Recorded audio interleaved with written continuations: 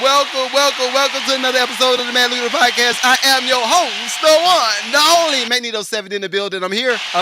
He's here. Here showing up for you another week, back to back with the repeats, going back to back, you know what I mean? And I'm not talking about Drake or Meek Mill. Hello.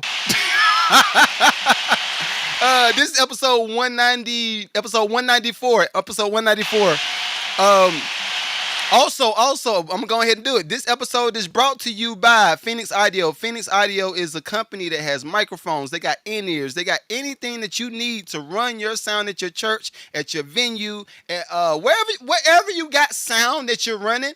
Go ahead and holler at PHENYX Audio. Use the promo code in the link in the description. Tell them Magneto7 sent you from the Mad Lucrative Network. Hey. All right, so let's go over here right quick. Let's see. G-String, what up, boy? G-String in the building. He's in the building. Hey, what's up? All of my conservatives, we gonna talk about that money today. We gonna talk about it, but I gotta shout everybody out. Everybody that's been here showing me love, I gotta shout y'all out. But anyway, and we got a special guest today. Dr. Angela Poole is coming up a little bit later in the show, and she's going to be talking about the music conference that I'm a part of, and she's just dope.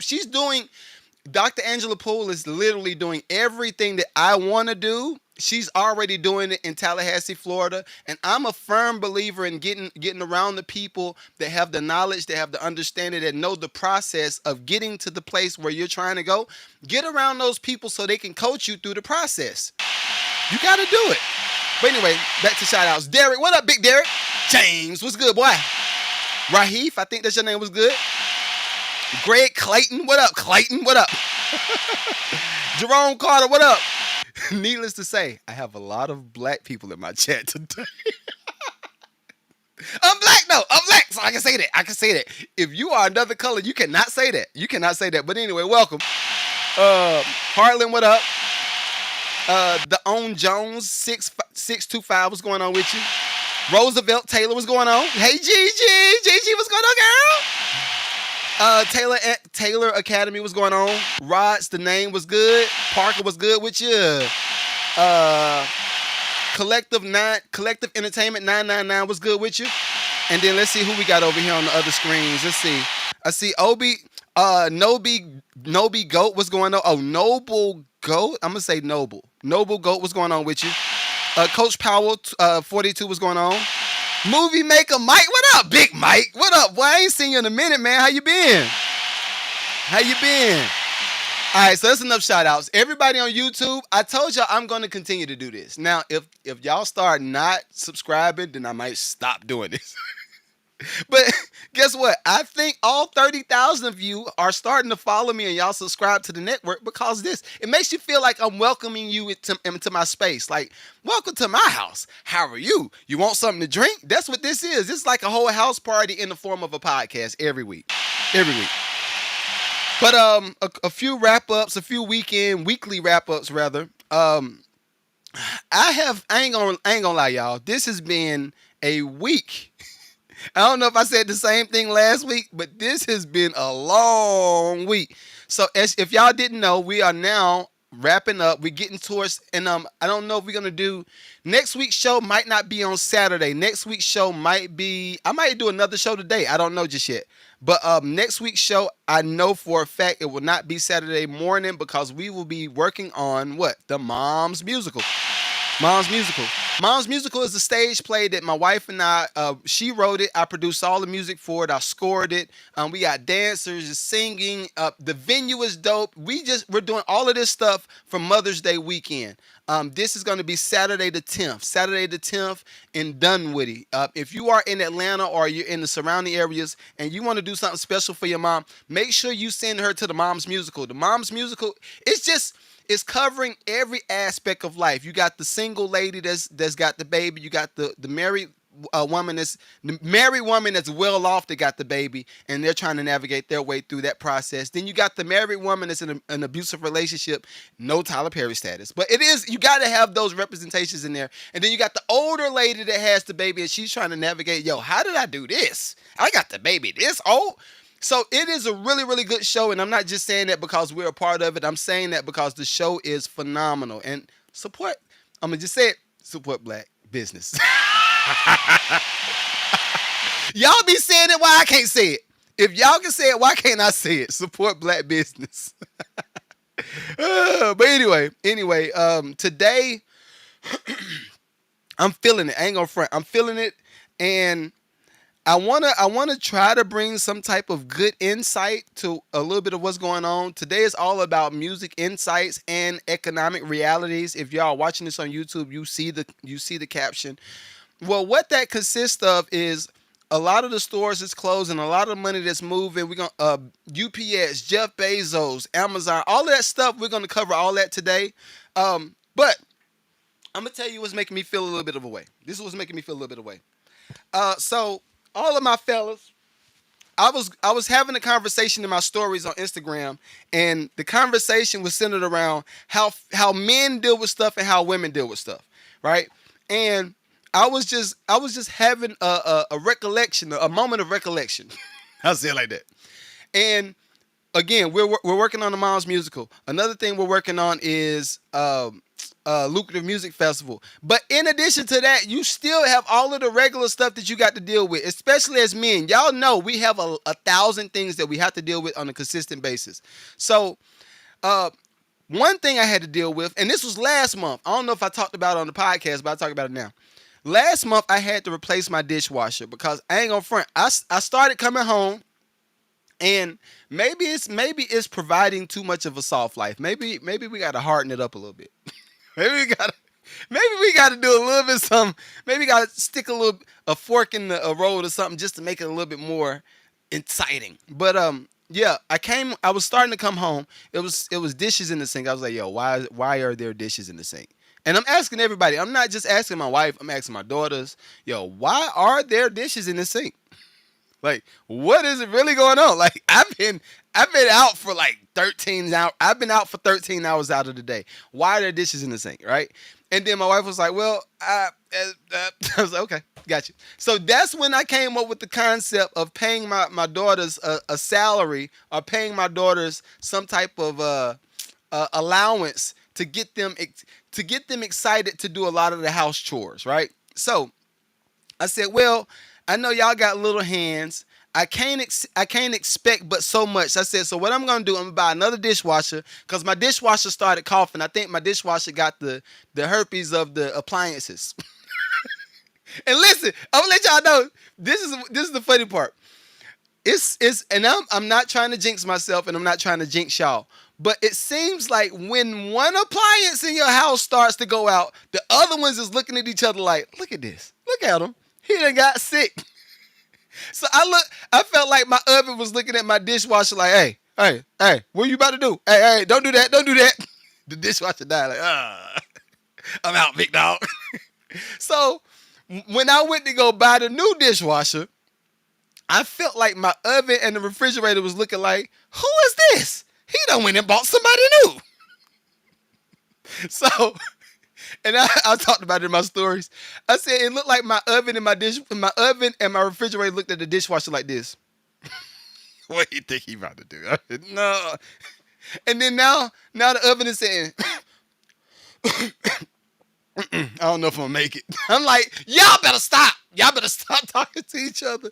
So the other thing that happened this week, the newest thing that happened this week, my dryer went out in the laundry room. So again, I felt like the oven, the dishwasher, the refrigerator, everybody was talking to each other and said, look, it's about time to ride out. We all about dead. It's time to ride out. And I was like, I don't appreciate this. So that, in addition to my other duties as it relates to scoring the film, and I'm not only scoring the film, I'm one of the executive producers for this show. Executive producer means you have to pay for the show. You paying for it ain't nothing. So look, anybody that said, especially the hood, y'all are whack for this. But the hood always goes into the bag and said, I found this new artist. And I'm gonna be the executive producer for the new artist. I was like, you're not an executive producer.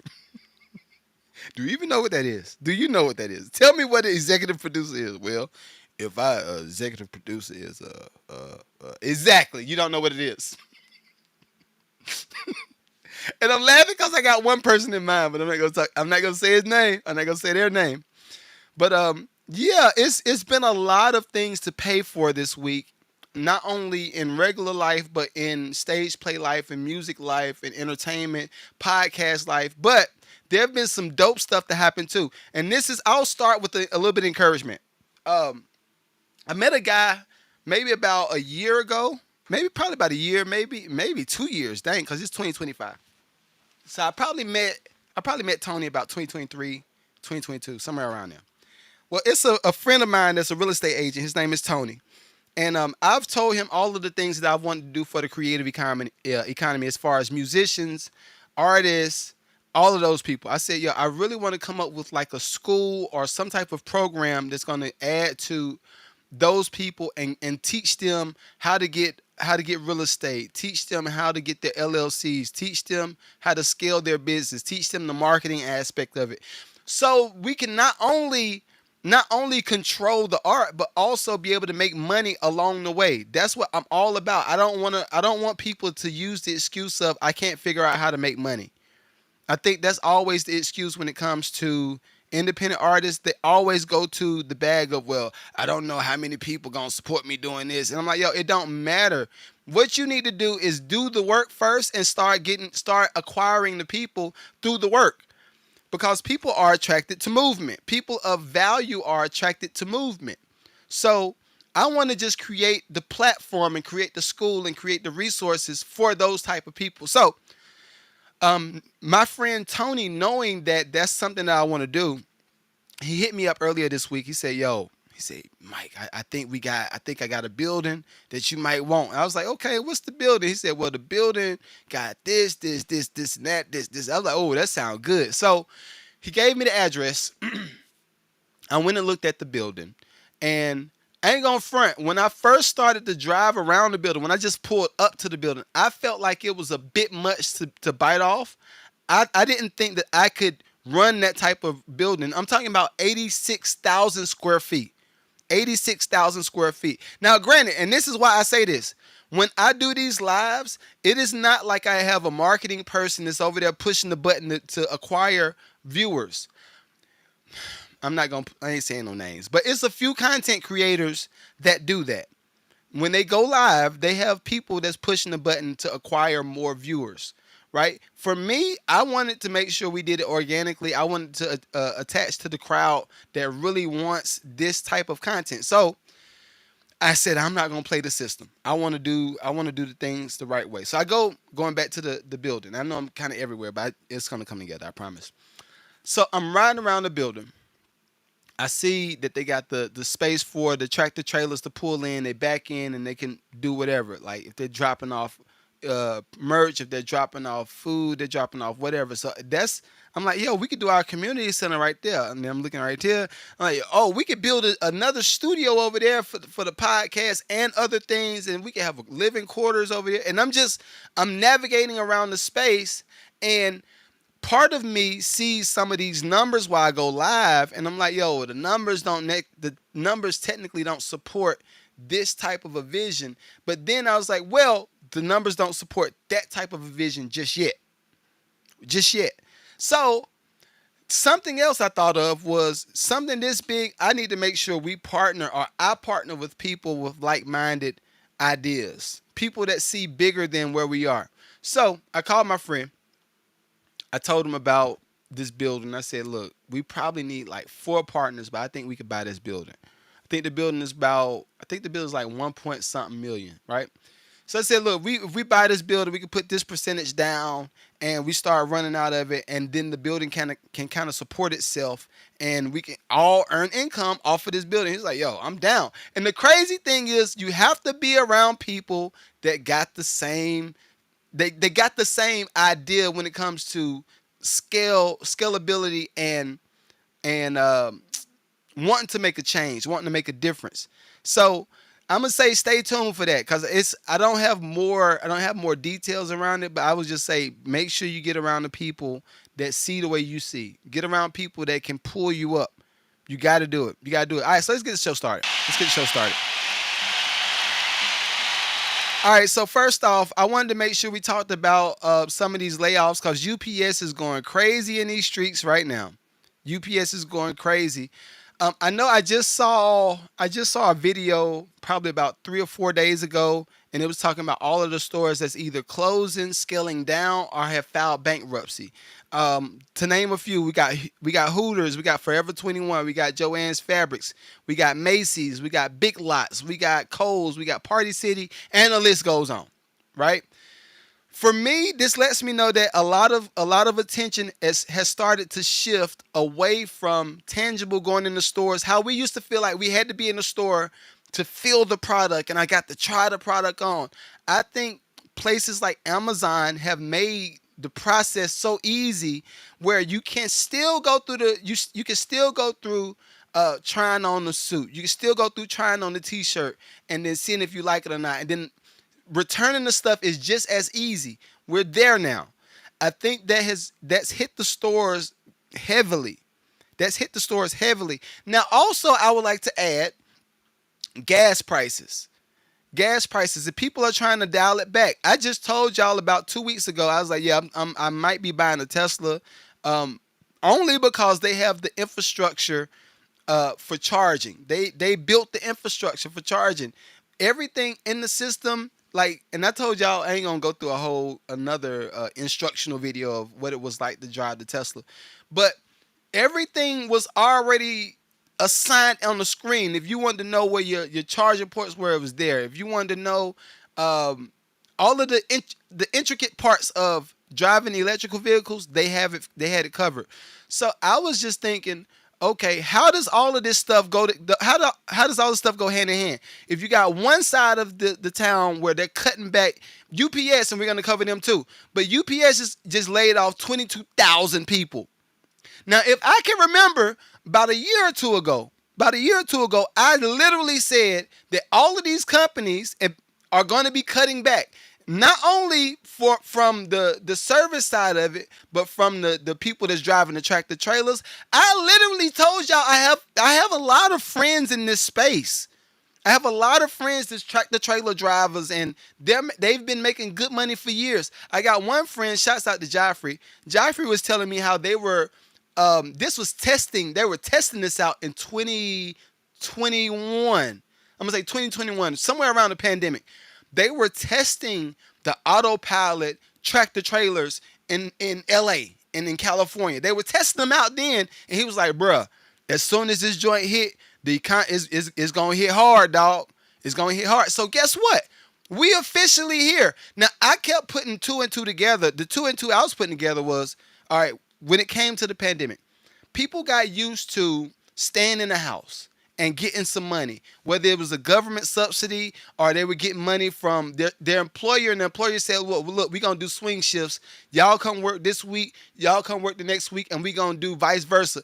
I literally told y'all these folk were just testing out how it would be running a skeleton crew.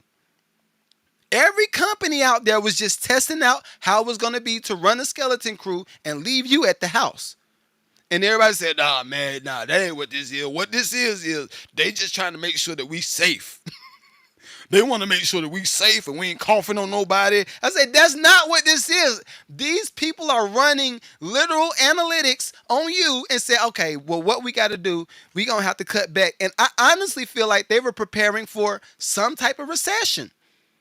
I feel like every company in 2021 was already prepping for some type of recession that would have come 3 to 4 to 5 years later. We are here. We're officially here. Look at, and I know a lot of people, y'all want to blame the Don. I get that. Y'all want to blame him. Y'all want to say, well, it's the tariffs. It's all, nah. It's all of it mixed together. It's like a talking relationship. It's economics. It's economics. So, or economics. It's economics. So, again, we got all these stores that's filing bankruptcy. You look at Forever 21. Everything on Forever 21 you could have got on Temu. Let's be real. Everything on Forever 21 you can get on Temu. Everything on from Joann's Fabrics, you can get that on Amazon. Everything on Macy's is online. We don't need the brick and mortar store no more. Because what's happened is this, and I'm waiting. I ain't gonna front. I'm waiting for the bottom to fall out. As soon as the bottom fall out, I'm gonna go crazy starting to buy these joints. Because all of these stores that's had these brick and mortars are going to have to cut back. Brick and mortars means what? You got to pay a sales, you got to pay the taxes on the building. Something else, it means you got to pay the taxes on all the employees. Now you got to pay payroll tax. All of these different taxes that you got to pay just as a result of having a brick and mortar store. People say, these companies say, all right, we got to get out. We got to get out. If we want to sustain some type of business, we got to get out, sell off all of the brick and mortars and just do away with it. So again, you look at Big Lots, you look at Kohl's, all Party City, all of the stuff that these companies have, you can literally buy on Amazon.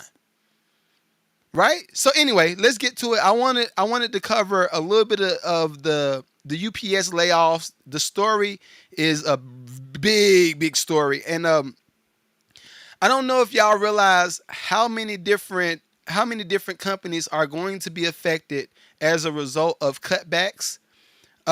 Even at the ports. I know everybody has been saying, well, the tariffs is starting to hit and the ports ain't nobody delivering nothing right now, and it's going to get slim. It's going to get hard. It's going to get hard. And I ain't going to front. I'm going to just say it like this. I feel like this is necessary. I feel like the rock bottom, and for everybody to feel the sting, everybody has to feel the economic sting of where we are. And it's not like, I think social media has made everybody think, and OF has made everybody think that money is still flowing and everybody is still good. Everybody is not still good. And I think at some point, just like the pandemic, I think at some point people are going to start posting online how effed up they are. All them food stamps, them subsidies, it's a wrap. Everybody's going to have to start going back to paying the student loans and all that stuff. You're gonna be like, everybody is literally going to feel it. I feel like some of this is necessary. I feel like some of it's necessary because it not only helps you appreciate the things and the resources that we've had, but it'll make you treat it with respect. I think everybody was just tricking off on money, buying as much stuff as they could buy, and they were looking at me like the square. They were looking at me like the square, like, bruh, how you got a Grammy? How you got a Grammy and you ain't got no Porsche? Boy, I got a paid off Dodge Ram. That joint's been paid off for years, right? And the funny thing is, and we're gonna start covering UPS because I gotta hurry up and get through this segment. But when I was talking about getting a Tesla, when I was talking about getting any electrical vehicle, and the reason for it is cutting gas and going straight electric. Watch this. I am so slow to buy anything because I've been broke at one point in my life and I never want to go back to broke. Y'all have to remember what it feels like to not have. Everybody got to get to the point of remembering what it feels like to not have. And if you're at the point of not having right now, well, guess what? Congratulations. You are already there. Rock bottom. You have already touched it. Now we got to figure out the way to get from this point to this point to this point. We just got to start doing that. I don't know what happened to my sound. What happened to my sound? Are we still up? I think we still up. Let's see. Yeah, we still up. All right, cool. But we have to get to the point where we understand rock bottom and we never want to touch it again. So UPS, we already here. Let's get it. And after this, we're gonna bring I think we're gonna bring Dr. Angela Poole up after this, but I'll let you know. Tuesday, it would lay off 20,000. All right, here we go. UPS announced Tuesday it would lay off 20,000 workers this year, despite beating first quarter profit estimates, as the shipping giant expects a decline in deliveries after cutting its shipment for Amazon in half earlier this year. In its first quarter earnings report, UPS announced it expects to save $3.5 billion in 2025 after cutting 20,000 jobs and closing 73 leased and owned buildings by the end. What'd I just say? I literally just said that. June. The layoffs and building closures follow what UPS said is, quote, anticipation of lower volumes from our largest customer, meaning Amazon, which UPS announced in January would have its shipping volume with the company cut in half by 2026. At the time, UPS projected a decline in revenue for 2025 as CEO Carol Tomei said it. So this is the thing before I let it keep going. Remember, if the whole objective is for the company to save money, And I think this is a teachable moment. This is the teachable moment.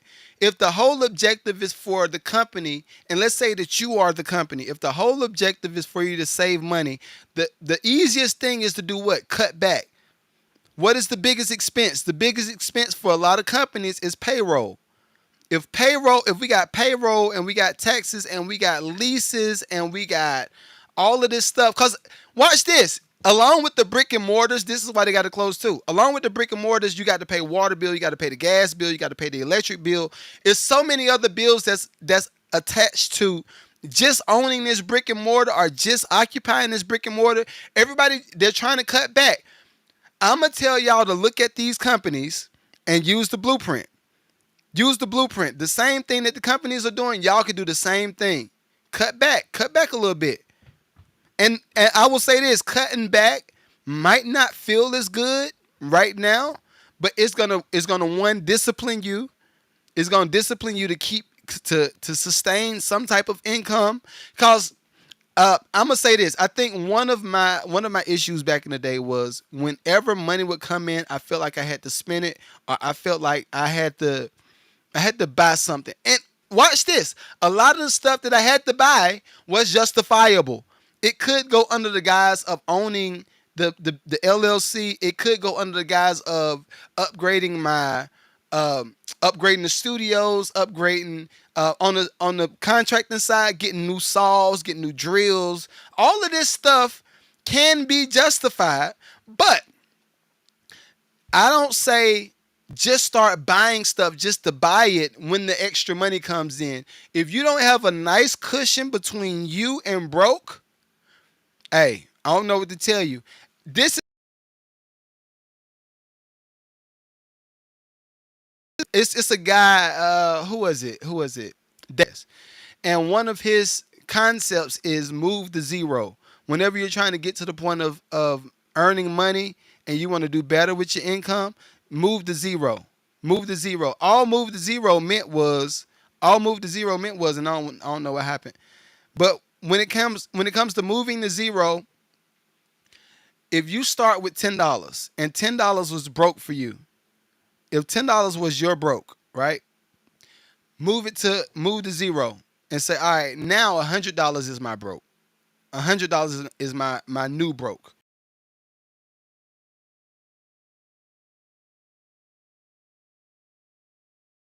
Saving an extra $100 every week. Now, I'm gonna move to zero again. Now the $1,000 is your new broke. And what happens is you'll start to train yourself and the other people around you to always depend on having an extra 100, an extra 1,000, an extra 10,000. Always move to zero. Move to zero. Now, is it easy? No. No, but everybody has to create new habits. Creating new habits is the name of the game. We got to do that. All right, let me get back to it. Let's get to it. Quote, time to step back for a moment and reassess our relationship with Amazon. According to UPS, Amazon shipments accounted for 11.8% of the company's overall revenue in 2024. UPS reported first quarter revenue of $21.5 billion, beating analyst expectations by approximately $500 million, according to FactSet.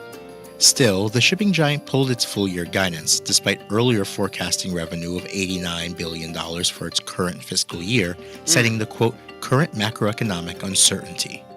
Tomei said in the company's 2024 fourth quarter earnings call, quote, the company's decision to reduce shipment volume from Amazon will allow UPS to expand its profit margins. Amazon is our largest customer, but it's not our most profitable customer. UPS trying to throw some salt. They know good and well Amazon is the biggest customer. Like, for more on this subject, read Ty Rush's article on Forbes.com. UPS knows Amazon is the biggest customer. All right. Okay.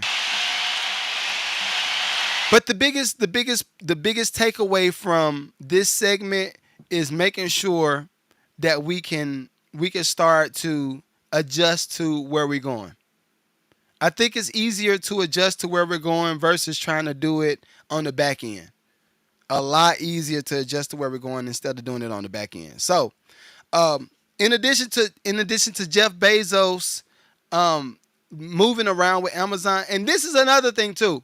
This is another thing I think I left off. with the robotics, they've already been testing robotics in this space for, I'm gonna say what, at least 8 years. They've already been testing robotics. So, as I said before, the easiest play is going to be make sure that you start to go get those licenses where you can become operators and you can start adapting to where the business is going for robotics and where the business is going for AI technology, and just adjust. Adjusting is the only way to really get around it, honestly. Adjusting is the only way to get around it. All right. In addition to this, and I think I might have a small stint of time, and I'm gonna wait for Dr. Angela Poole to come up. But what is the likelihood of a recession? What do y'all think the likelihood of a recession is? Um, I think I ran the analytics through ChatGPT, and ChatGPT gave me as much information as possible. Hold on, let me see. Let me see. And this is for all of my people that feel like we're gravy right now. This is from straight from ChatGPT. It says the probability of a recession. Goldman Sachs is giving us 45%. 45% Goldman Sachs. JP Morgan is giving us 60%. Conference Board is giving us and they're giving me breakdowns on what's what. Everybody knows we have to have a certain amount of quarters that we're broke, or we have to have a certain amount of quarters where GDP goes down. If we don't understand any of this stuff, because I ain't gonna lie, I'm not a financial analyst. I just understand enough of it so I can navigate my way through the system. That's what I would advise everybody to keep a close watch on where we're going. Where we're going. Also, this is another thing to break down some of those prices, and this is why I told y'all. It's easier for Amazon and it's easier for UPS and all of these companies to cut back and save the business versus try to keep onboarding people, or even trying to keep the legacy employees. They got to cut back. The average operational manager at UPS is making 118,000. Operations manager, accounts manager was making 121,000. Marketing manager was making 113,000. So think about it like this: if you got to consistently pay all of these salaries, and I think the lowest earner in what is that, UPS? The lowest earner in UPS is making $21 an hour. So if you got to consistently pay these salaries from ranging from 40,000 all the way up to maybe 100 to $200,000, the easiest thing would be, okay, how can I implement more Chat GPT? How can I implement more of these resources into my business model so that we can survive through the change? Because it's clearly a change that's happening, and we got to make sure that we are equipped for it. It's clearly a change happening. All right, and I was still trying to wait for Dr. Poole. We're going to go ahead and cover this Jeff Bezos truck. I thought it was pretty cool. A lot of y'all sent me this, and y'all was say, "Yo, Mag, don't buy the don't buy the dang on Tesla. We don't stand for Elon." Okay, I get it. I get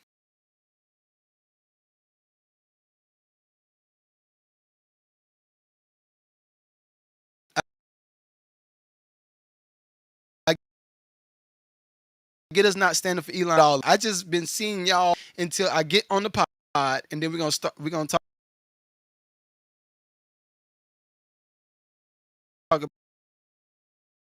about this and break it. They're trying to offer build, build the truck or something like that. You said that joint's ugly. I don't. I haven't seen it. I have seen it, but I just don't know nothing about it. I've seen it outside. I haven't seen no inside shots of it. So give me a second while I pull this up. Let me see what's going on with this. And everybody on IG, everybody on Twitch, we may have frozen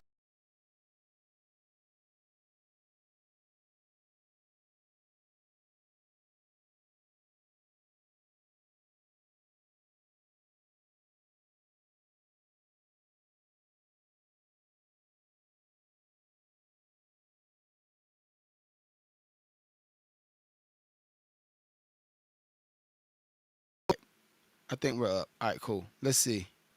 This is the Jeff Bezos truck that y'all have been sending me. And I said it sounds like a good idea. It sounds cool. I just don't know that it's a thing for me. I don't know if it's something for me. But let's see. See what he got. See what he got. Stepped into the electric vehicle arena with its first model simply named the truck. All right, hold on. Let me restart it because It is a I like to start from the beginning of them joints. Slate Auto has stepped into the electric vehicle arena with its first model simply named the truck. Revealed during a Thursday event in Los Angeles, this compact electric pickup comes with an ambitious pitch, a starting price of $20,000 after federal tax incentives. The company, backed in part by Amazon founder Jeff Bezos, Y'all like this joint? Do y'all like this truck? I don't know. I don't know that I like it. is promising to challenge the industry by delivering simplicity, affordability, and customization like never before. Slate's approach is refreshingly straightforward. The truck comes in one trim, a two-door, two-seat layout painted in, naturally, slate gray. It is built with a minimalist mindset, inside and out. There is no touchscreen.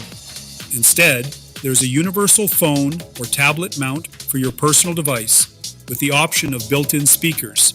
Crank windows. That joint looks ugly. It looks ugly. I don't like it. I don't like it. It just is weird looking. Simple HVAC controls, and a no-nonsense design philosophy run through the entire cabin. And yes, you can toss a Bluetooth speaker on the dash if you want. Under the body, things remain practical. The truck features a single rear-mounted electric motor generating 201 horsepower and 295 pound-feet of torque. Buyers have two battery options, a base 52.7 kilowatt-hour pack for 150 miles of range, or an 84.3 kilowatt-hour pack that boosts the range to 240 miles. I do see a lot of creative people wanting to get to this. I do see a lot of creative people wanting to do From this. 0 to 60 in 8 seconds and tops out at 90 miles per hour. The suspension setup includes McPherson struts in the front and a De Dion layout in the rear. Yes, just like in a Mercedes-Benz G-Wagon. Wheels are steel. But it's not a G-Wagon. It's not a G-Wagon though. No. Tires measure 245 over 65 R17, and it comes standard with autonomous emergency braking and forward collision warning. Customization is where things get All right, creative. that's enough of that. Slate will offer a variety of do-it-yourself. I like the idea. And Dr. Angela just came in. Hey. But this is my take on the Jeff Bezos truck, and then I'm gonna bring Dr. Poole up. My take on the Jeff Bezos truck is this. I like that he's bringing some type of friction to the EV economy. I like that. But I don't know that the design is for me. The design is a little, it's kind of like a knockoff of the Ford Bronco. Like the body, the all of the extra stuff. But then again, remember the base model is 20,000. By the time you start adding stuff to it, you're gonna be right back at the price of getting like maybe a Hummer or getting a Cybertruck. Like you're right back in that space. I don't know that it'll be worth the same purchase price. Like, it ain't for me. I'm sorry. It ain't for me. All right, so I wanted to bring this special person to the stage. I told y'all we had a special guest coming. This lady is literally doing, well, this lady and her husband, I'll say it like that. They're literally doing everything that I want to do in Georgia. They're already doing it in Florida, but I want to bring Dr. Angela Poole to the stage. How you doing, lady? Hey. Doing great. You got me up early this morning, and I'm here for it. This, Glad to be here. this is me every Saturday morning. I love it. I got to get it done fast because, being a parent and doing all the extra stuff, you got to just get out. Yes, I love it. But how are you feeling?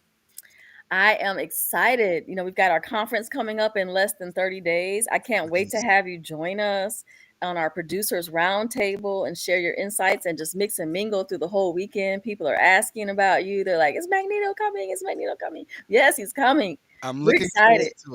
forward to it. Yes. So tell me this, because I want to make sure that the listener understands everything about the conference, right? Mhm, All mhm. of the perks, everything that Yep, they're going to learn, yep. even some of the panel discussions, what it might consist of.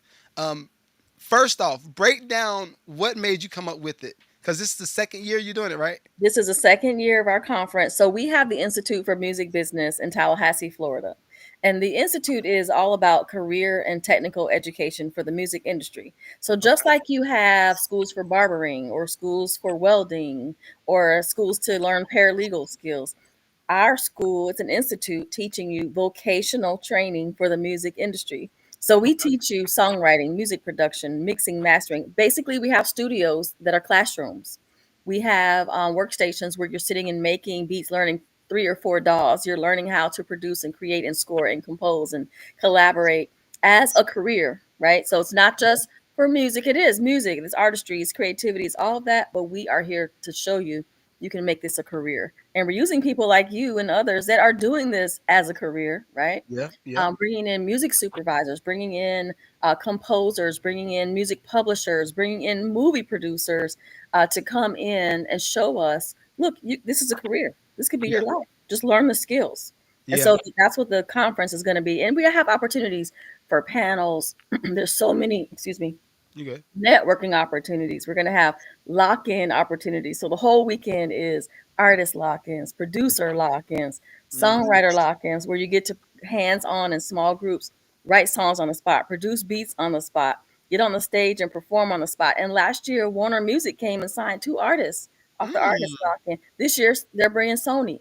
okay. IGA Digital is bringing Sony. So we're about opportunity as well. So you have to know your craft. You have to know the software. You have to know how to write a good song, what a good song sounds like, how to produce. But you also have to know somebody. So Yeah, it's all about opportunities, connections, and networking. I love it. So this reminds me, everything that you're doing reminds me of, I'm gonna say a better version of the competitor. I ain't gonna say the competitor's name.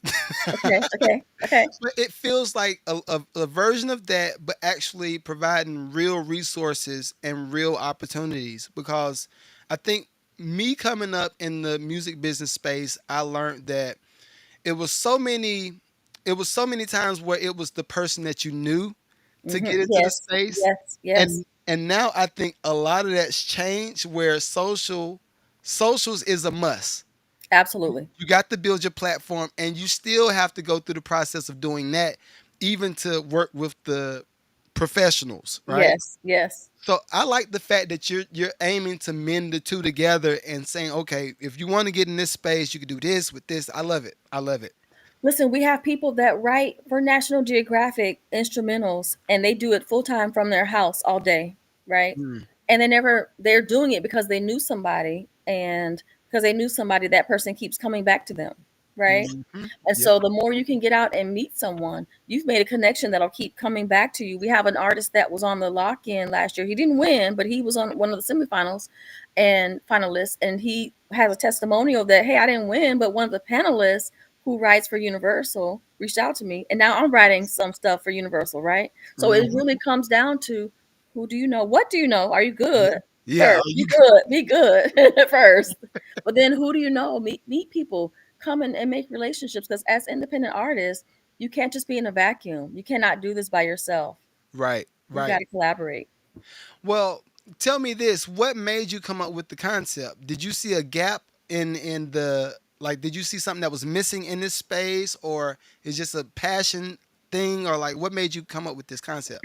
So the concept for the institute really came about after about 15, almost 20 years of being an artist myself, songwriter, an artist. And I have songs out there that I'm the artist, and I have songs that I've written for other artists, as well as writing for some film. I got some stuff in TV and Yeah. some video games. You would never think that's me in like NBA 2K doing some hooks, but I love it. I love the Hey. hip hop, everything. So I'm just, like other artists, just doing my thing, right? Not thinking of this as a business because my business is accounting. By trade, I'm a CPA. I have an accounting firm. I'm doing Ah, taxes. I'm consulting with colleges and universities. At one point, I was a CFO for one of the number one public HBCU. I do work for PWIs and HBCUs still. I still consult. I still do executive search. Like I'm in the love it. higher education space, but I'm over here writing songs. and Mm-hmm. doing it kind of as a hobby because even I didn't realize it was a career until my song started getting more publishing, and I started having to pay attention to my contracts, and I started having to learn about my publishing. And I said, okay, I need to take this serious. Yeah. Actually, form a label, and be serious, get an attorney to review stuff. And really, the pivot for me was right around COVID. COVID really was a blessing because it caused me to have to pivot. I had a song that was rising on the charts, My Help with Micah Stampley. Was not expecting that. I wasn't expecting Ah. that song. I was shopping it for somebody else to sing it, and Fred Jerkins heard it. Fred Jerkins, Dark Child, said, "Why Yeah. aren't you singing? Like, what are you doing? Why are you shopping these songs?" And I'm like, "Well, because I want to like have a house and a roof over my head and food, and because I still thought artists had to be starving in Yeah. my Yeah. mind." And he's like, "No, you can sing this." And I have somebody I think would be perfect. And he brought Micah Stampley to sing that with me and produce that song. That song made number one on the indicator chart 5 weeks and was in the top 20 on the national gospel airplay chart. I think 20 something weeks in the top 30, 25 weeks or something crazy. It's still in rotation, and that song came out in 2020. Sweet. So that made me pivot because now I was kind of like outed. People are like, "Oh, she's a singer," because I was kind of this like mass singer. And my costume was CFO, right? I was being like Yeah. mass singer, and it Yeah. came out like, "Oh my gosh, that's you! I hear you on the radio." And so it was like the perfect opportunity for me to pivot and say, "You know what? Let me focus on my label." And because of COVID, a lot of my artist friends were calling me trying to for me to help them get PPP assistance. Yeah. Yeah. They couldn't access the COVID relief because they couldn't Legally, y'all. show they were Legally. She ain't. legally, right, legally, because they couldn't prove they were a business, and Yeah. they didn't get it. They were a business, and it dawned on me like, oh, these artists don't realize they're not independent artists; they're independent labels. Mm-hmm. And so here I am sitting with a CPA, got 20 years plus working in higher ed and consulting. I had just finished my doctorate in educational leadership at FAMU, go Rattlers. I had Hey. like, why do I have this doctorate? Why do I have this accounting background? Why do I have a music label? Why do I have songs like I'm in business and music and education. Why not put it all together? And so we developed a curriculum, music, money, and mindset. And we started off just teaching independent artists how to launch their label. Okay. And then it was just a workshop, and then it turned into an institute, and then it turned into career and technical education. Now we're a certified vocational rehabilitation provider for the state of Florida. So Love we it. can provide vocational training. And then after that, now we just got a grant to provide after school and year round programming from the county. So it's just becoming like more and more people are like, yes, we need this. And the younger you teach it, the more people can see this is a career option, right? Yeah. And so after that first couple of years, we said we got to do a conference because I've been to conferences like everybody all over the world. I would buy flights and fly everywhere and be Yes. in the middle of 1,000 people and say to myself, I could have just watched that on YouTube. I didn't meet anybody. I didn't connect. I just connected with other artists. I didn't really meet, And I said, Yeah. no, if I had a conference, I want a conference that's intimate enough and intentional enough that I could come and network and actually meet the panelists, have opportunities to get up and close and personal with them, write with them, work on beats with them, hear from them, have lunch with them, and meet with other artists as well and collaborate and still have opportunities for showcases to perform and just feel like, okay, that was worth my time. That was worth me Exactly. traveling. I came home knowing three more people that I knew before that actually can help me and connect me, right? And so Yeah. that's really what it is. It's intimate, it's intentional, it's intensive. I mean, we get in there like first night, we're going through like a reception, we hit right into the lock-in, right? And then we're Okay. like first night, go through semifinals. Next day, we start like with a networking breakfast. It's power networking all weekend, networking breakfast, get into some panels. We got our chamber coming by. We have the Small Business Development Center coming by. We've got the Jim Moran Institute doing a luncheon networking panel just to talk about resources, financial resources for Love it. musicpreneurs, right? Showing you how to build your business. We got radio strategies. We got producer roundtable, which you'll be on. We're gonna have Kato on the track on that panel with you as well. And then that Yeah. night, Kato is gonna do a beat battle, and somebody's gonna win the opportunity to produce a beat with him, right? I And just love cook, it. right? And at the same time, Fred Jerkins is gonna be over at the Institute doing a songwriting collab, and people are gonna write a song, several songs with Fred Jerkins. Like, can you imagine walking away with credits with him? Like, So hello, let me let them know too. Fred yes, Jerkins is Dark Child's or Rodney Jerkins' brother. yes, they're the So team. So both of them yeah. are Dark Child, right? So Oh, I didn't know they're that. a songwriting team. Yeah. So Rodney is, as you know, the beats historically. Now they both write and produce, Right. but the Dark Child that we know, like Say My Name and Destiny Child, Michael Jackson, they did all that as a team. So they Mm. have a team of Rodney making the beats and Fred and writing the lyrics, and together they are Dark Child. And so Ah, you'll hear that tag on their songs, Dark Child. If you look at the credits, you'll hear people think Rodney. When you look at the credits, you'll see right. Fred in the I composing. well, I knew Fred was right. He was the writer all the time. But I Yeah. didn't realize that them together made They Dark are Child. That's Dark Child. dope. Yeah, they're brothers, and they are Dark Child, and they are a family that's really focused and rooted in faith. They've been doing this a long time, and even though they're a family rooted in faith, they've been able to navigate throughout all different genres and be respected and the top of their game in all different genres. And I'm just so blessed and honored to have him as a mentor, and he's on our advisory committee as well for IMB. And Ah, he's just like, hey, let's do it. Whatever you got, whatever you need, let's do it. And he's going to be actually bringing in tracks for us to write to in the composing workshop. So literally, you're writing on a Dark Child track. right. You I know, love it. yeah. So for me, Hmm. I have had a lot of friction in the traditional music business because I'm a loudmouth, and but a loudmouth from the point of I would say I'm a happier Damon Dash. Okay. I'm a happier Damon Dash because I'm always for the equity and the ownership of the product, right? But also from a capitalistic standpoint, understand I'm actually for 360 deals. I'm for it because I understand the Hmm. investment that it takes Hmm. to get Hmm. the Hmm. artists to where they need to be, right? Hmm. Hmm. So I love these type of panel discussions because I play kind of both Hmm. sides, Hmm. and I love it. I We do like, too. Hmm. yeah, yeah, Yeah, I was the same way. I teach our artists and our songwriters. There's two products. You said, some ownership in the product, right? So there's that it's like baking a cake. When what's the recipe of the cake, right? Nobody ever shares their recipe, right? right, That's your intellectual property. That's exactly. my cake. It's 2 eggs, two whatever, cup of this, cup of that, a little some secret ingredient only I know to make it taste the same every time.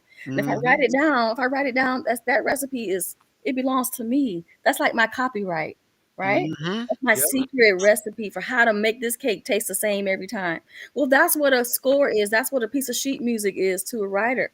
It says, this is the meter, this is time, this is the key, here's the lyrics, here's the melody.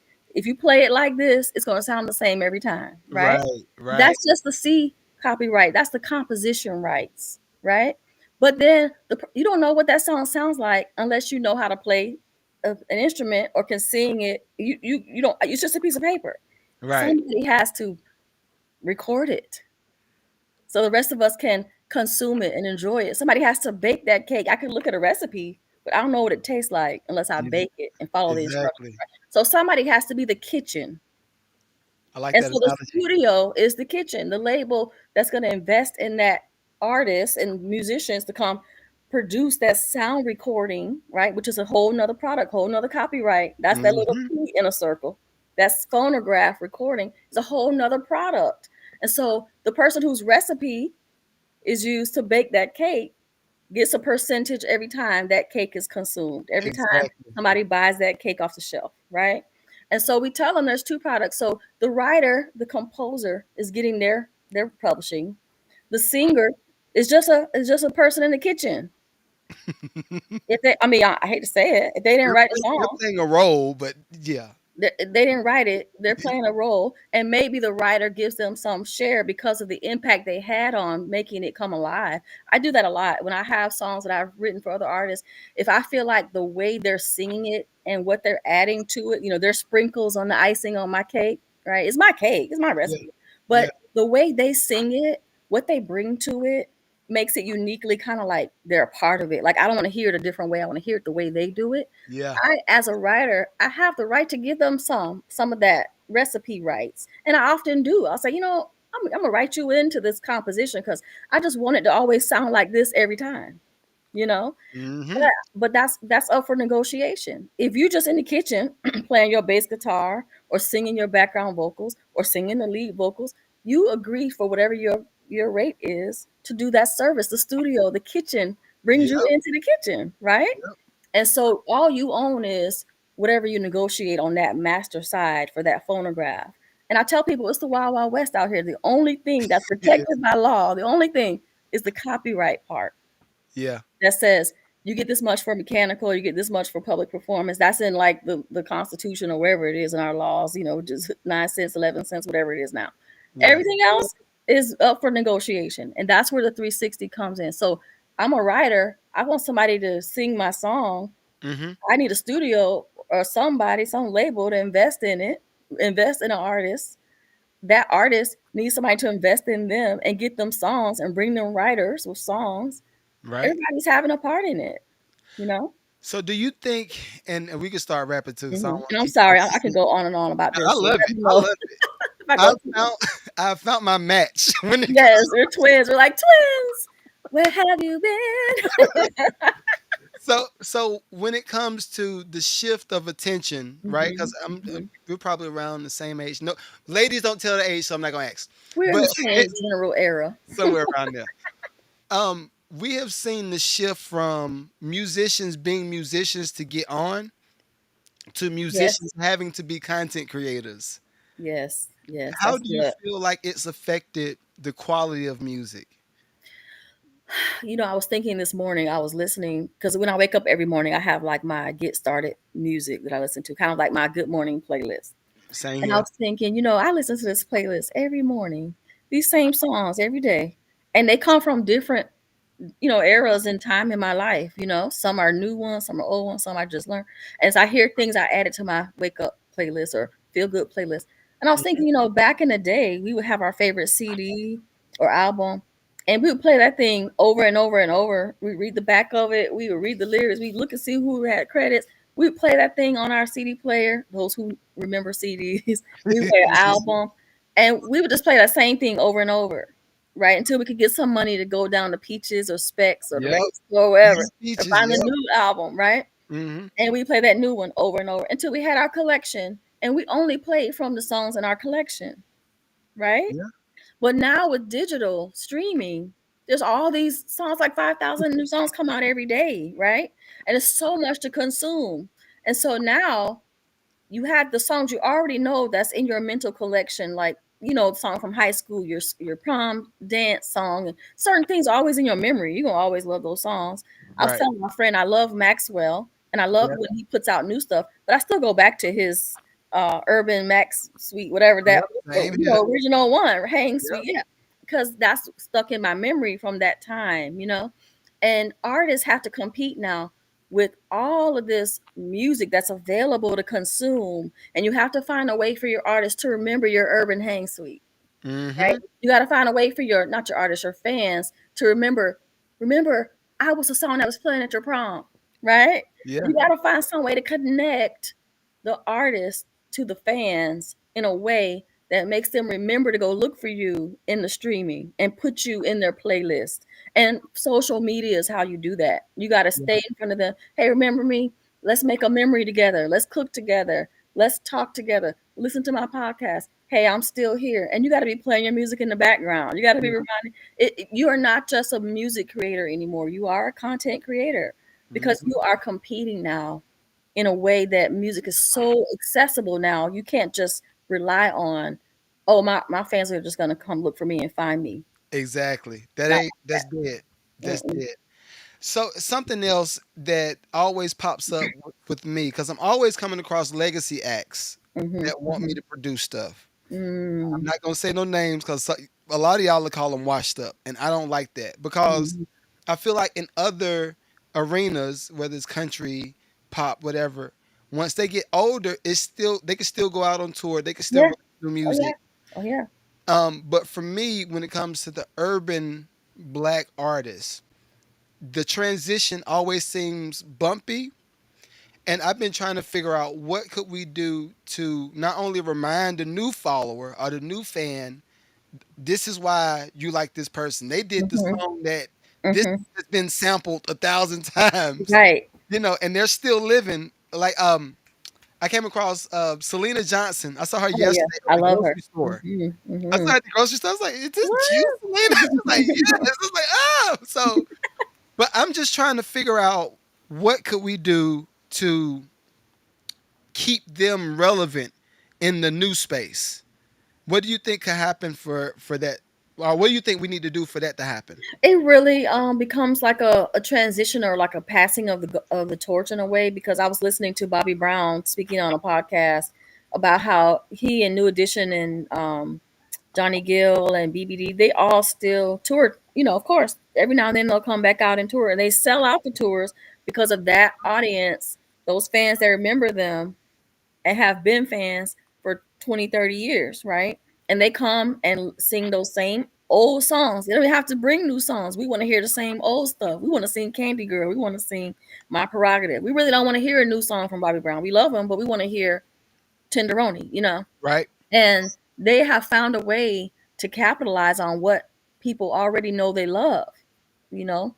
And what you're seeing is these legacy artists can represent themselves or repackage themselves as mentors Right. to the new generation. You see them like judging singing contests. You see them I doing like shows that. where they're developing the next group, the next artist. Because I mean, honestly, they can't really compete with the new artists. They Right. already have their built-in fan base. But if they can reach to, because think about it, if you've been out here 30 years, your fans have children and grandchildren. If Mm-hmm. you could reach the children and grandchildren of your fans and somehow get introduced to grandma and mama, you Right. know, now you have a new generation of fans. And so the more you keep touring and the more your existing fans come out and bring their children and grandchildren, now you're being introduced to that next generation. But you really have to be in a mindset of, I'm passing this down now to the next generation of fans, Mm-hmm. and getting doing things with the people these younger fans like, maybe do some features, some collaborations, like New Edition with some Chris recent group. Brown. Yeah, exactly. Oh. Right? Could you imagine? Then all of a sudden you're bringing in those fans like, oh, Bobby Brown and Chris Brown, like what? What Yeah. collab is that, right? The old, like, the could you imagine? Because we still see Bobby Brown, no matter what he looks like now, we still see him as My Prerogative. He's With the still Gumby. My Prerogative. And Yeah. so if you had that image doing something with Chris Brown, now they're gonna have to collaborate with the next generation. Okay. So your point is collaboration to keep the not only the brand alive, but to reintroduce them to the new follower, the new Yes. fan, or whatever. Yes. Okay. I love it. Because you can't just rely on your existing fan base. I mean, they're already your fans, Right. and they're not looking for a new song from you. They want you to sing what they already like. Honestly, right? Yeah. But maybe Chris Brown could sing My Prerogative, Yeah. Yeah. you know? He could do covers of some stuff. I don't know. I'm just It could saying, easily if happen. you get that next who's hot now to do covers and their reimagined way of your songs, that keeps you still alive in a way. I like how they flipped how Coco Jones flipped Britney Spears's Toxic. Yes. I Uh-huh. like how she Uh-huh. flipped it. I like how but see, okay, so that's my point too. Yep. When it comes to the context of the flip, Hmm. Hmm. I love me some Beyonce. Lord I was knows. just thinking about her and Jolene. I Mhm. I love it. But I kind of want, if it's going to be like what you said, the new artist doing some type of collaboration, re-singing the old song, I would prefer it be a full flip. Yeah, Like, make it your own. yeah, instead of just covering it and adding some new sounds to it. Like, Yeah, because you don't want it to be like karaoke. exactly. When Yeah, she it needs did, to be like, oh, they made it their own. Totally. Wow. like Hmm. how she did Frankie Beverly and Maze, I was like, okay, I like it. You like it, but was it necessary? Like, I can still go back and listen to Exactly. the original. Like, I needed to be the song I didn't know I needed. It's Exactly. necessary for me to hear your way of doing it. Otherwise, Right. I'll just go back to my collection and dust off what I already have, because it didn't Exactly. necessarily add anything new to the conversation. Right. Because if you're any, I'm sure you're probably the same way. With me, I love original music. I would go all the way back to Brahms and Yeah, oh yeah, oh Beethoven yeah. and I Mozart. love it. So Love it. it fits in the original context, and I'm in love with it. Like you said, I want to see you do something completely different. Yeah, That's you have to do that, because even and I'm going to be nerdy now. So it's fine.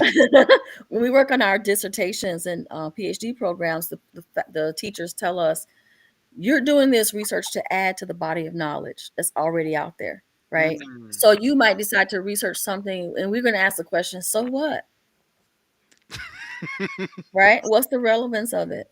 And so, what did you find that's so groundbreaking that we hadn't thought about already? And you really don't know till you've researched everything to see if somebody else already said that. I love it. Right? And You then you said have to that. give credit to all the people that already researched it, that looked at it this way and that way and that way and this way and all kinds of ways, but nobody looked at it that one way. So I'm Mm-hmm. going to look at it this one little way and give you my research topic on that. That's Yeah. what we have to do with music. If you're going to do a cover, everybody's already covered it. Okay, so what? Right? What are you doing that nobody has thought of? And so that's what makes it add to the body of music that's out there, that makes it relevant you Yeah. know and so that's what we have to do. Like, even me as an artist, I'm having to transition. So my main genre is gospel, but I write for country and I write for hip-hop. I do hooks and things for people, and I write for Hmm. other artists in those genres. I do like pop and stuff, but what I perform is like gospel, praise and worship, inspirational, Okay. um urban AC, adult contemporary stuff like that. But I also do a little jazz, and I was doing jazz covers. But I was like, you know what? I'm gonna do a little flip, and I'm gonna start doing. Even though some people do gospel jazz, they do it on the instrumental level. Right. And I said, what if we had a vocalist that was actually doing original jazz songs, not gospel songs that sound jazzy?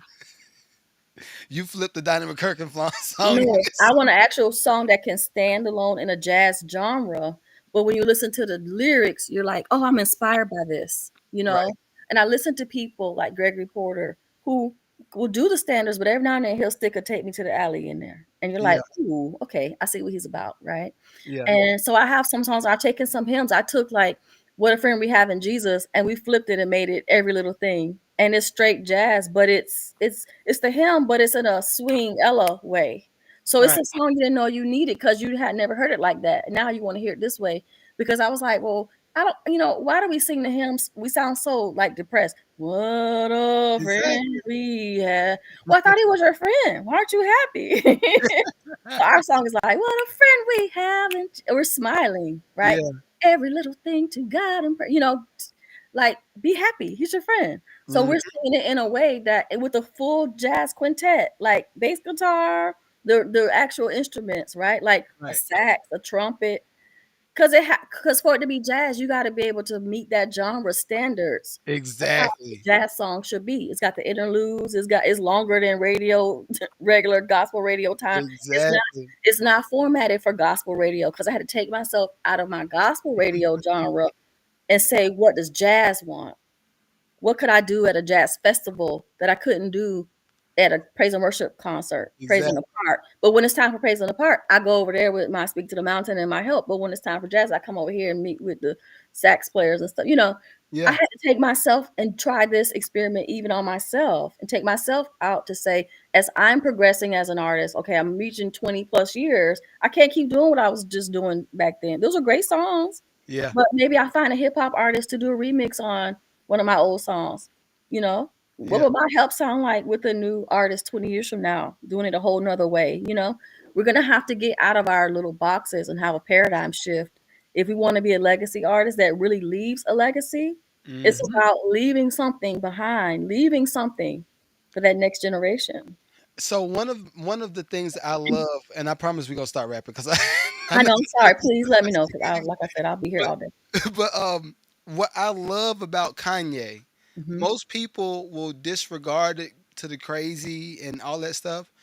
But musically, I love that he's built his brand on not being consistent. He's always tried something else. Like when everybody was rapping, he said, "Oh, I'm gonna do an auto tune," and everybody laughed at it. But now that's the new norm, right? Hmm. And then Hmm. he said, "Well, I'm gonna put auto tune on top of hip hop drums, and then I'm gonna do this with this sample." And now, He's a sampling king. He knows how to, yeah, pick the right samples. Hmm. so I love those type of artists that have the ability to switch Yeah. and just be inconsistent, but build their brand around that inconsistent sound. I love how, and I love that we're starting our sentences. What I love about Kanye, because Kanye's taking so much heat right now. A lot of people have canceled him and written him off, and they're like, "I'm done with Kanye," because they can't handle the other stuff, you know. Yeah, the But I love, political stuff, all this. yeah, yeah, and put all that aside. Kanye as a person has been able to separate Kanye as a person from Kanye as the music, I guess, from the brand, even though it's all part of the brand, but fans are somehow able to separate it and say, "Oh, Yeah, that's yeah over there, but I like this music over here," yeah, and we yeah. can still appreciate what he does as an artist. So even with what he's doing now, people, if honestly, all we got to do is start doing the paper trail. Yeah, yeah, He's creatively always done the same thing. Even the black skinhead, he made the yeah. song about it years ago, and it was like it was a joke to us. Like, oh, he crazy, but now he's just He's like, "I already told you this is what it's been. You didn't listen. I told you." yeah. And even with his addictions and all that stuff, he's Yeah. literally rapped about this He has for been very decades. transparent. He has. Yeah. And we didn't take him seriously. We didn't have him go get help. We didn't help him get help, you know?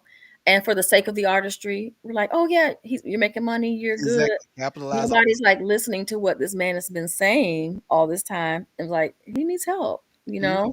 And he's using this platform, I guess, as his therapy in some ways, And it's you know, crazy. But it to work through some things, exactly. publicly. And even with that, I tell people all the time because I have a few friends that's therapists, Hmm. and I'm normally hyper and excited, and I'm just that's my energy all the time. But I do realize that some of it might be adult ADHD because in this one part of my life, I'm a licensed contractor. This other part of my life, I'm a podcaster. The other part, I'm a Yes. producer. Like, Yes, we so all have it. We're all multifaceted, multi hyphenated. I don't want to fix it. I don't like Right. this is entertaining. So I think that might be what Kanye is dealing with. Like even if people have tried to get him to Yeah. get help, it's like Yeah. I don't want to fix it. Like this has worked. Yes. So Yeah. Yeah. I guess. I guess.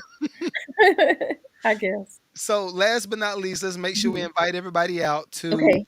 the conference, and I will do some more runs, some more promo on it too, Okay. throughout the week, throughout the month, especially after we finish this musical because this. Okay. Okay. I But know you've been busy. You have been oh, busy. Lord Jesus. But yeah, Well, invite the people out, and I can make sure I clip it up for you and all that good stuff. okay. So listen, the conference is less than 30 days away. If you haven't booked your hotel, you have till May 8th to get a special rate at Hotel Indigo. And the conference is May 29th through the 31st in Tallahassee, Florida. Visit our website at imbusiness.org 2025 conference slash 2025 conference. And everything's there. The conference agenda is there. The panel layout is there, the information on the hotel is there, frequently asked questions. Everything you need to know is there. If you still have questions, email info@imbusiness.org. And again, just visit imbusiness.org / 2025 conference. And we Sweet, look forward to seeing you in Tallahassee. sweet, sweet, sweet, sweet. Also, I'll make sure I put all of the stuff in the link in the description of this Okay. particular video, and I'm gonna also put a tag on all of my socials. So all y'all have to do is go to my bio. Go to the bio. Y'all know y'all be buying beats. Y'all be doing everything else in my bio, asking for random stuff. I've been seeing y'all ask about K. But go to my bio and y'all will see a tab right there to go ahead and get your tickets and get all the information that you need for the conference. All right. So, Dr. Angela, thank you so much. Thank you so much. Thank you. Thank you. We can't wait to see you in Tallahassee. Thanks for being a part of our conference. No, thank you for having me. Thank you for taking a chance on this little old black boy. No, we are honored. We are honored. We're very honored to have you. All right, I will see you. Thank All you. right. Thanks. Bye bye. Bye. So that was Dr. Angela Poole, y'all. Again, the conference is going to be dope. I don't think that there are any other conferences that's around that's going to provide the resources, and not only resources, but the opportunity to create. Because I think what happens with a lot of conferences that I've been to over the past couple of years, and we're talking about from 2009 all the way up until now, A lot of the times these conferences just consist of people getting up on the stage talking about their accolades, and they just say, well, I produced this for so and so when we were in the room with Jay. And it's like, okay, I hear what you're doing, but how are you going to help me advance my career to get to the next level? This conference is the answer to that. So make sure y'all book y'all tickets. And hopefully y'all enjoyed today's show. Um, Everybody that was sending me links, I will make sure I cover those. I might give y'all an additional show sometime later on this week. Maybe Wednesday. Maybe Wednesday, because we got Lucrative Love on Tuesday. So maybe Wednesday we'll do an additional show so y'all can go ahead and get y'all Lucrative fix for the week. You know what I mean? But till next week, I'ma holler at y'all. Peace.